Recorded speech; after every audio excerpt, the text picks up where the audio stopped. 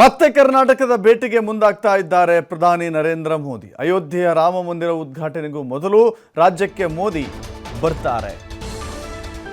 ಜನವರಿ 19 ಅಂದರೆ ಇದೇ ತಿಂಗಳ 19ರಂದು ಪ್ರಧಾನಿ ಮೋದಿ ಕರ್ನಾಟಕದ ಭೇಟಿ ಮಾಡ್ತಾ ಇದ್ದಾರೆ. ಮೋದಿಯ ರಾಜ್ಯ ಭೇಟಿ ಹಿನ್ನೆಲೆ ಬಿಜೆಪಿ ಸಭೆ ಮಾಡಿಕೊಳ್ತಾ ಇದೆ.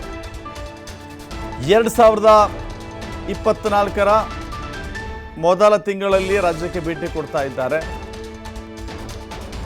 ಸೊ ಜನವರಿ 18ಕ್ಕೆ ನಡೀಬೇಕಾಗಿದ್ದ ಕಾರ್ಯಕಾರಿಣಿ 19ಕ್ಕೆ ನಿಗದಿಯಾಗಿದೆ. ರಾಜ್ಯ ಬಿಜೆಪಿಯ ವಿಶೇಷ ಕಾರ್ಯಕಾರಿಣಿ ಒಂದು ದಿನ ಮುಂದೂಡಿಕೆಯಾಗಿದೆ.